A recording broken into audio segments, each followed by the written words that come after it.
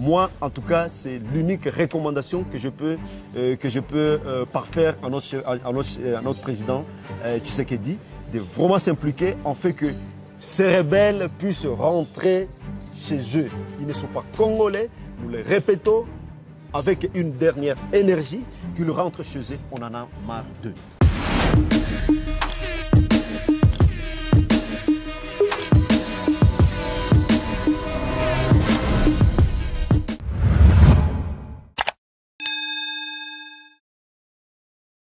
Bonjour et bienvenue très chers téléspectateurs. Je vous retrouve sur Kivu Morning Post dans ce nouveau numéro de décryptage.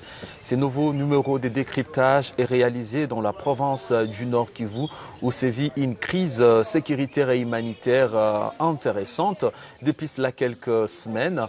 Nous réalisons ce numéro, c'est au lendemain d'un mouvement massif de la population fuyant la zone d'Essaké vers la ville de Goma. Ces personnes fuient les combats qui opposent les forces armées de la République démocratique du Congo aux terroristes du M23.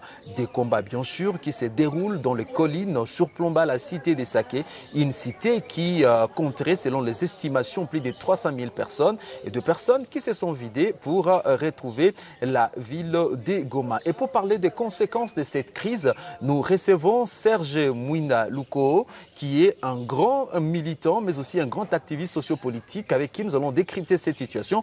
Monsieur Serge Mouina Luko, grand notable du Nord Kivu, bonjour. Bonjour Monsieur Ronelli. Alors, nous avons le privilège de vous avoir sur ces plateaux pour parler de la situation dans son ensemble dans la province du Nord Kivu. Comment vous analysez cette dernière montée des tensions en province du Nord Kivu entre les FARDC et les terroristes du M23? Merci beaucoup. Je m'en vais d'abord, en tout cas, saluer d'abord cette initiative, Monsieur Ronelli.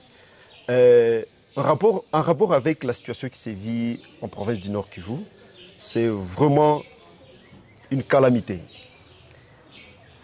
Je ne sais pas comment, tous les jours, le peuple congolais devra à chaque fois subir des affres de guerre qui vont dans des sens que nous, populations, nous ne finissons pas à comprendre surtout. Il n'y a pas 3 ou 4 jours que je me suis rendu dans les sites de déplacés, mais c'est déplorable, mon cher. C'est déplorable. On voit des enfants qui fuient les affres de la guerre, des nourrissons qui pleurent. Il y a d'autres qui sont atteints de maladies, de messales. Le moment enceinte, le manque à quel se vouer. Donc, en tout cas, c'est devenu une catastrophe qui sévit ici en province du Nord Kivu. Alors, parlons de ces derniers développements, parce qu'on l'a vu depuis mardi, hein, il y a carrément la cité d'Essaké qui s'est vidée de ses habitants. Et aujourd'hui, Goma se retrouve non seulement à cette ville qui accueille des déplacés qui viennent de Rutshuru, des déplacés qui viennent de Nyiragongo. Il y a encore cette nouvelle vague qui arrive. Est-ce que vous avez des craintes tenant compte de cette situation actuelle au Nord Kivu? Bon, en tout cas, moi, je crains que les choses prennent une autre ampleur. Parce que la fois passée, c'était des enfants qui s'étaient sur la ligne, ce qui s'est passé sur la ligne de front de Kibumba jusqu'à dans le fin fond du parc national de Virunga. Maintenant, les rebelles changent de stratégie. Ils quittent la zone dans le sens de disperser la force de nos FARDC. Les rebelles contournent pour aller déstabiliser le coin de Saké. Alors, moi, ce que je suis en train de craindre pour le moment, c'est l'afflux des populations sur la ville de Goma. La ville de Goma n'a plus d'espace. En tout cas, ce qui est vrai, la ville de Goma n'a plus d'espace. Et là, qu'il y avait un peu d'espace, c'était du côté de Mugunga. Et voilà que Mugunga ne sait pas accueillir tous ces déplacés. Du côté de Kibumba, tous ces déplacés sont au niveau de Kanyaruchinya. Là aussi, il y a un problème. Donc, un problème tellement sérieux lié à la crise humanitaire.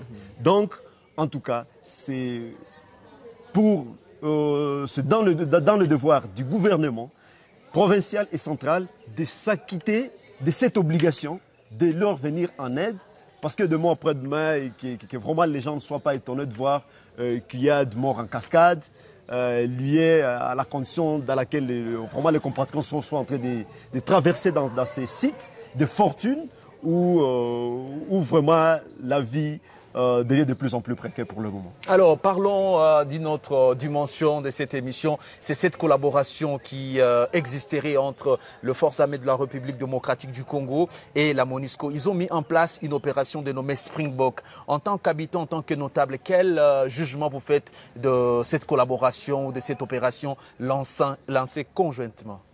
En tout cas, moi, je l'ai toujours dit, je suis tellement sceptique à la mission de la MONUSCO ici chez nous. Parce que ça fait plus de 2 décennies qu'ils sont ici. Mais juste mater la population et mater le gouvernement congolais qui sont venus pour rétablir ou restaurer la paix ici chez nous. Mais c'est juste une coquille vide, cette MONUSCO-là. Et d'ailleurs, quand ils ont parlé de cette opération Springbok, moi, je disais à mes amis, ceux qui me sont proches, que la MONUSCO est vraiment pour quelque chose ici en province du Nord Kivu. Pour quelque chose dans quel sens? Ils sont toujours en connivence avec le rebelle. En tout cas, je ne sais pas que je mange. Et là, vous pesez vraiment les conséquences je ne mange pas mes mots. Je l'ai dit ouvertement. Que la MONUSCO a toujours été au centre de la déstabilisation de ces pays. Comment vous l'expliquez? Bon, je l'explique par le fait qu'ils sont là comme des statu quo. Ils se disent venir déstabiliser l'Est du pays. Mais combien d'années? Aujourd'hui, le FARDC, il y a eu même le vice-premier ministre de la Défense, Jean-Pierre Bemba, qui s'est félicité d'ailleurs de l'apport de la MONUSCO dans cette guerre en disant que n'était par exemple la MONUSCO, on n'en serait pas là où on est aujourd'hui. Non, c'est de la mauvaise lecture des choses. Le premier vice-ministre dire que la MONUSCO est en train de faire quelque chose sur les lignes de front, c'est vraiment, pour ne pas dire que c'est mentir à la population, mais c'est une mauvaise lecture des choses.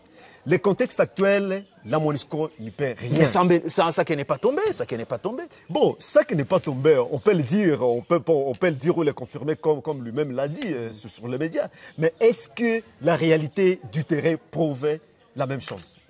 Qu'on se le dise. Mais nos FARDC sont en train de se battre avec nos jeunes, le Ouazalend. Mais est-ce qu'on peut dire que les commandements, en commençant par effectivement par la tête de la défense, est-ce que jusque dans les lignes de front, est-ce que les commandements se passent comme il le faut, comme une armée peut le faire? Non, ce n'est pas ça. Mais il y a toujours un problème de commandement. Malheureusement, lorsqu'on parle que ça qui n'est pas tombé, bon, oui, c'est sans notre souhait, mais il faut que l'on ne parle pas de ça, mais que l'on parle de peut-être que les rebelles sont repoussés jusqu'à leur dernier retranchement. C'est à ça que nous nous attendons. Mais à chaque fois, mentir la population et comme du genre dire que, ben, écoutez, il y a par exemple les terroristes du M23 qui occupent une partie des Saké et les FARDC qui occupent une partie des Saké. Ce n'est pas un message vraiment rassurant pour vous? Bon, ça ne rassure pas. Pour nous, l'objectif ou notre souhait est de voir les rebelles être repoussés jusqu'à leur dernier retranchement, notamment chez eux en Ouganda et au Rwanda. Full stop. Mais chaque fois nous dire que ça qui n'est pas tombé, Moucha qui n'est pas tombé, ailleurs ce n'est pas tombé, bon, ce n'est pas à ça que nous attendons. Nous attendons que ces rebelles soient vraiment repoussés jusqu'à leur dernier retranchement.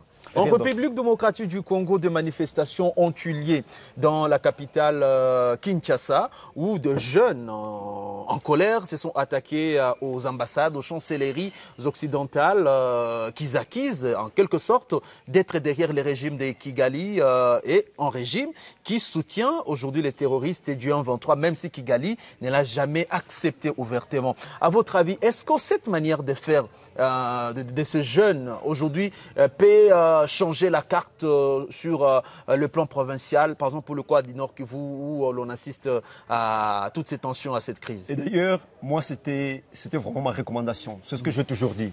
Parce que ça fait mal et c'est assez. On a marre de cette répétition des affres de la guerre ici chez nous. S'en prendre aux chancelleries ou aux autres diplomates accrédités ici chez nous au pays. Moi, je pense que c'est l'une aussi des solutions. Mais aussi, une autre manière aussi de le faire, de pousser à ce que ces multinationales qui financent le Rwanda, parce qu'ils ont toujours été de mèche, ça, il ne faut pas se voiler des faces. Moi, je souhaite qu'il faut aussi boycotter leurs services, notamment. Il faut aussi boycotter leurs services. Parce qu'on a toujours dit que la main qui donne est toujours au-dessus de la main qui reçoit. Donc avec des petites aides, des cadeaux empoisonnés, quand il y a un problème lié peut-être à la condition dont les Congolais sont en train de vivre. Bon, les Occidentaux, les Américains, ils viennent avec une petite aide en guise de compassion, mais ce sont toujours des cadeaux empoisonnés. Mais lorsque le peuple va décider de chaque fois refuser de telles aides qui proviennent de l'Occident, on aura déjà une population ou un peuple déjà mature. Et c'est comme ça qu'il faut commencer à le faire. Parce qu'à tout bout de champ, lorsque on les reçoit chez nous, et puis on est hospitalier, on est gentil avec eux, c'est une autre façon de nous coloniser. Maintenant, nous devons nous décoloniser, nous devons nous décomplexer en boycottant certains services que les Occidentaux et les multinationales viennent proposer au peuple congolais. Alors, de nouveaux camps qui se forment autour de Goma, avec cette arrivée des nouveaux déplacés qui viennent de la cité des Saké, ceux-là qui viennent des Chacha, Bweremana. Compte tenu de cette situation, ou tenant compte des risques qui pèsent sur la ville de Goma, quelles sont les solutions envisageables aujourd'hui en vue de permettre à ce que l'on ne paie pas le pot cassé de cette guerre injuste? Bon, en tout cas, c'est au gouvernement central et provincial de s'activer le plus urgemment possible, de leur venir en aide. Parce que moi-même, je fais le tour de certains lieux où nos compatriotes sont cantonnés, mais c'est alarmant et c'est affreux. C'est affreux. Et j'ai la crainte que dans 2 ou 3 semaines, que nos compatriotes commencent à mourir comme des petites mouches. Alors, au gouvernement central, comme je l'ai dit tantôt, de vraiment leur venir en aide, en soins médicaux, en aide humanitaire, c'est-à-dire en vivre surtout, mais aussi leur chercher des habits, de quoi se vêtir. Parce qu'ils ont fui de chez eux, n'ayant rien, parce que la guerre est imprévisible. Ils viennent de chez eux, n'ayant rien, donc ils se retrouvent dans des situations très calamiteuses qui nécessitent l'aide ou l'implication du gouvernement provincial et du gouvernement central. Alors terminons avec cet entretien, avec les conséquences de cette situation de guerre, cette tension persistante entre la République démocratique du Congo et le Rwanda. Le Luvumbu, qui est l'un des joueurs des rayons sport Rwanda, a été licencié par son équipe pour avoir manifesté un geste posé par le Léopard lors de leur participation à la CAN 2023 Côte d'Ivoire. À votre avis, est-ce que c'était mérité pour le Luvumbu d'être sanctionné par ces clubs? Et est-ce que c'était important de courir aussi un tel risque pour son pays? D'ailleurs, c'est un jeune positif que j'ai salué en passant. Moi, j'ai eu la chance de le rencontrer à Kinshasa. On parlait d'un projet qui ne concernait que nous deux au départ. En tout cas, le geste posé par le Luvumbu, c'est un geste patriotique et salutaire. Salutaire dans quel sens? Parce que, bien qu'étant sur le sol de l'agresseur, bon, c'est dans le cadre de son boulot, mais quand même, il a brisé le silence. Ce n'est pas que évoluant sur le sol de l'agresseur qu'il doit cautionner tout mal.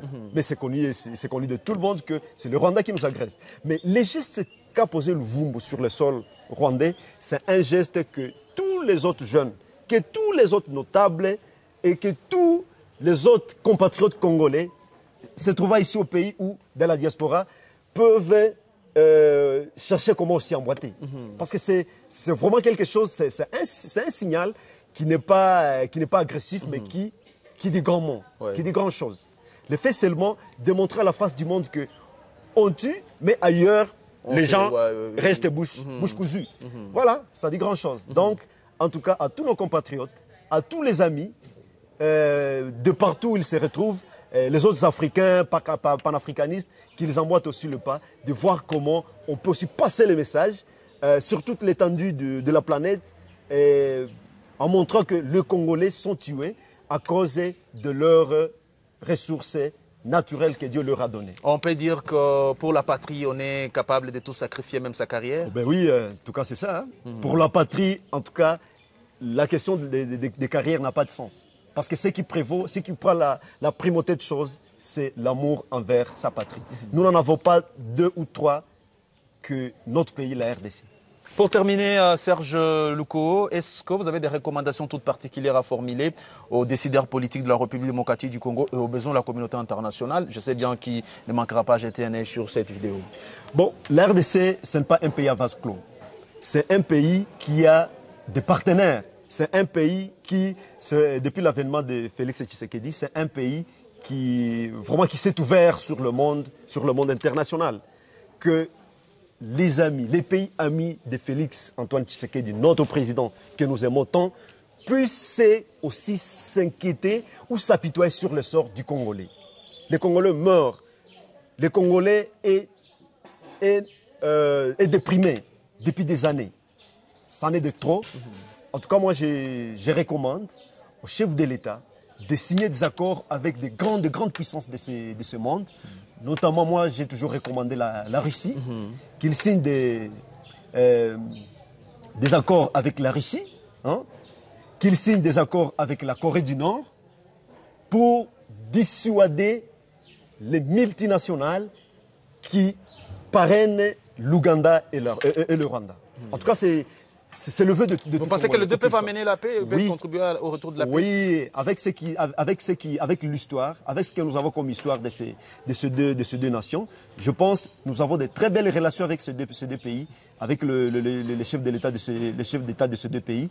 Moi, en tout cas, c'est l'unique recommandation que je peux parfaire à notre président Tshisekedi, de vraiment s'impliquer en fait que ces rebelles puissent rentrer chez eux. Ils ne sont pas congolais, nous le répétons, avec une dernière énergie, qu'ils rentrent chez eux, on en a marre d'eux.